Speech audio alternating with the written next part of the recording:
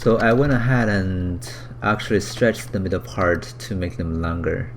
The goal here is that make this middle section that is repeating itself the same size closer maybe to the other two so that they can fit each other properly when we're duplicating around. Okay, it's not that hard to do, so I don't think I need to explain how. And I'm gonna grab this guy and go File, Export Selection, and replace that. Just the OBJ should be good. Now back to ZBrush. I have one here already. I'm going to replace it because it has some arrows before. So I'm going to go Import and that. Import. Okay. Now let's press D, take a look. Right, it's like this. Oh, probably don't want those to be separated. So I'm going to go back and fix that.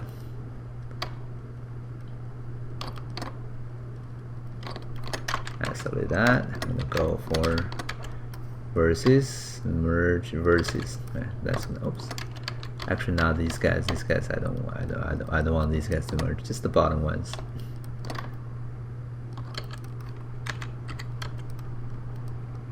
Okay, cool. Now they're all merged.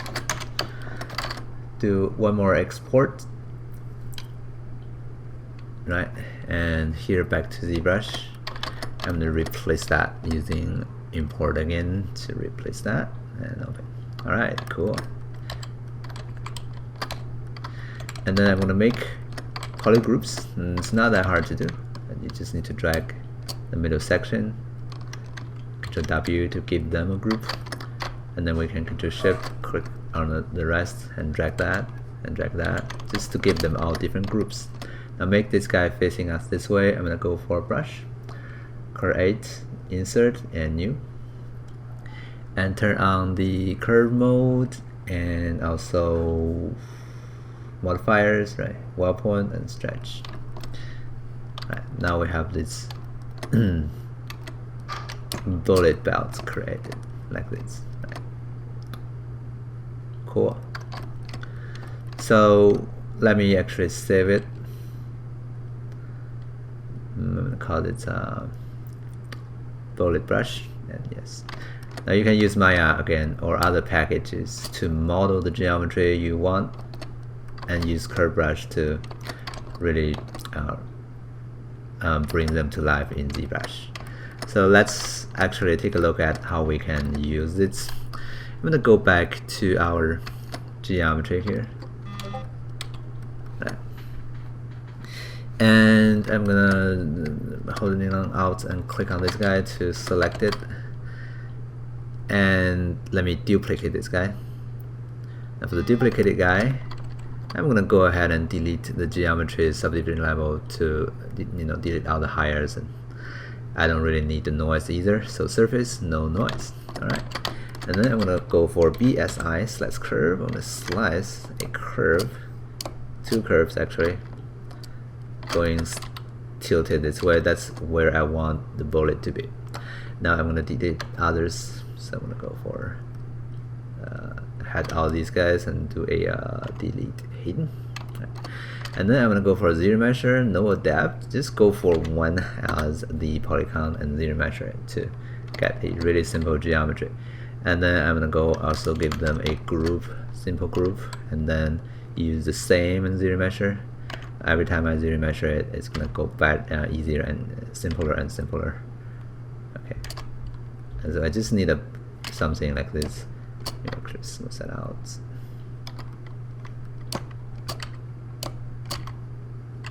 A band that is all parallel loops is what I'm going for. Right, like this. It's also gonna still wrapping around the body, which is cool. We can probably inflate it. Right. And I'm gonna BZM, I'm gonna crease this guy using crease. Edge loop complete to crease that. I'm gonna go for stroke and curve functions and frame mesh to frame that with my curve.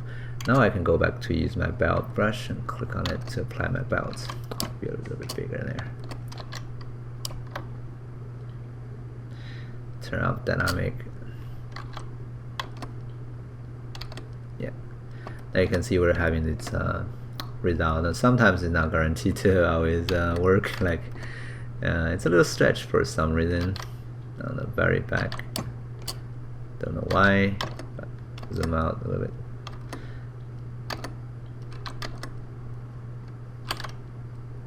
Okay, I can tweak it later on, just need to have those guys here for now. Alright. And then I'm gonna go clear the canvas. Oh, one more thing. In the brush, I'm gonna actually, turn on stretch is actually what I want. Zoom out a little bit and click there, and then I can then go ahead and click on the model to finish my creation. Control Shift, click on this model, and one more time, and go for delete. Alright. Now I have these bullets. You can see now. Okay. Now I can move them around to reposition them properly. Right. I probably want them to be going up instead of down. So yeah, but I think I can leave it at that for now.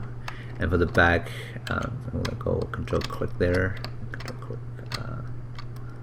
and just move this guy. Control click here, and move this guy. Stretch it. Just put it into the right spot so that they're eventually matching each other. Right, now we have this bullet structure. Okay, cool. Can probably mask these guys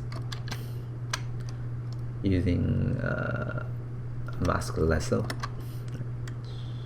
Grab these guys, Control click to reverse it, so I can move them over, even them out. I don't really want that opening here, so Control Shift. I'm gonna go use masking lasso really carefully. It's mask these guys. Not careful enough. I'm gonna do this and BMT, move to polygonal. That's gonna allow me to move one side without moving the other, if they're not connected physically. Okay, cool. Now we have those bullets being populated around the body. And you can use this kind of like brush in anywhere now. Okay. Now you can see those angles. Now that's because because our actual geometry is duplicated that much, so we can actually just move to give it some angular shape. Right. Not perfect, but if you want it to be really nice and smooth, you can actually just have one bullet in that geometry instead of multiple ones, but that's gonna make the ending connection really hard to work. So I guess there are sacrifices, but it's still kind of okay with some angular shape. You just need to move things around to fix that.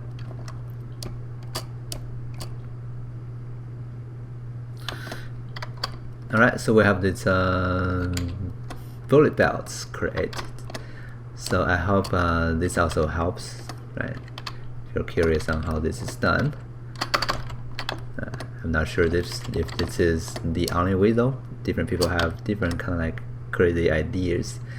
One of the things I can do, of course, is having some more fun with the texture here. I kind of wanted to have some interesting texture on this part of the bullet in those wrappers. So I'm gonna go for BZM, yes, and I'm gonna use polygroup and polyloop. Click here to give them a different group, and do the same thing here. Now those guys are now having a different group.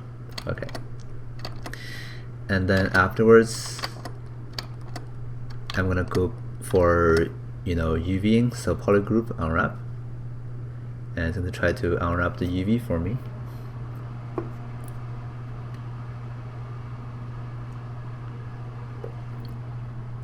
Hopefully it will be able to resolve this or not. I'm not sure, because this is not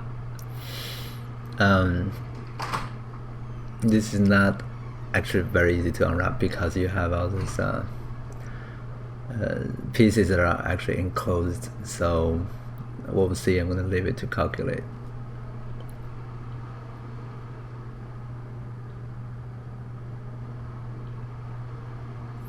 And there are a lot of bullets.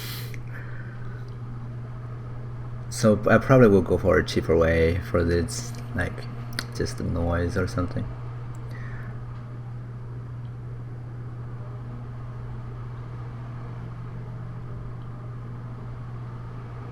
Or this part again can also be done in Substance Spinner, like, you know, because it is actually better to do some of the details in Substance Spinner because you can have the texture and the color and the bumpiness, right? Those things matching each other exactly. But if you have done these things, these geometry variation in here inside of a ZBrush, it's almost impossible to actually match the bumpiness you have here with the bumpiness you have in ZBrush, in texture Substance Spinner. Let's take a look at the UVs. Right, we have that big band being created, so it's fine. I'm gonna go ahead and morph back. Anyway, let me just show you how to do this here. Now you know how to do this already, so I'm gonna Control D 2, 3 times, and then Control Shift and click on this. Right, and that's the belt part. Mask it. Control Shift, go back. Control I to invert the mask, and I can Control click to blur it a little bit. And then for this middle part, I'm gonna apply some noise on it. So surface noise. Go edit. Go use a different alpha. Let's see, maybe this guy here. Zoom in. We're using UV. Alpha scale can be something a little smaller. Right. I'm gonna go change the strength to be something a little stronger. Alpha scale can be also, yeah, I guess that's okay. I hit OK. And then let me just directly apply it to mesh. Okay, you have those stretching. Now those stretching are actually will be there because the UV is stretched when you subdivide it. So yeah. Now we have some noise on these guys, not strong enough. I guess it's better to look at them this way because we don't have that much subdivision level. So ZBrush have a lot of limitations, especially when you need a lot of polygon and you can't. Then yeah, it's not as good as texturing. So I'm gonna say maybe I can, with these selected, let me actually save the file in case it crashes. You can mask others and Control D to subdivide just a portion of the geometry. I'm gonna go, oops, to lower and Control D to subdivide it. I'm gonna Control Shift, click on it, mask, and Control click to reverse that. Control click to blur the mask a little bit. And let's see, maybe we can try a different noise too, right? So surface, add it, and go use a different noise. Maybe let's try this guy and see how this guy looks like. It's just gonna be weaker.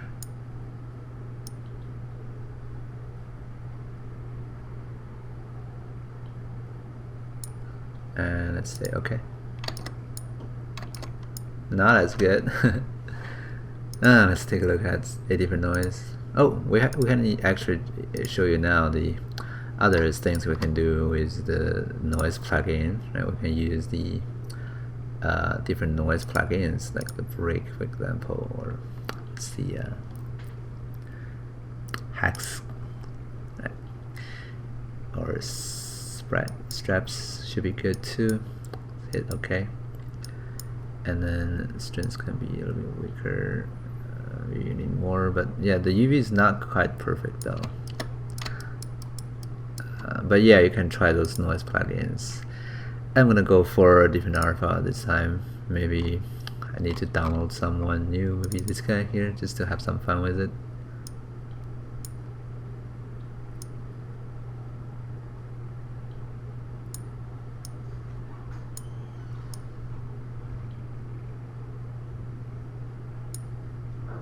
hit OK, and let's apply to mesh. Alright, so we have some different noise applied to these parts. Anyway, just want to have something that looks a little bit more detailed over here.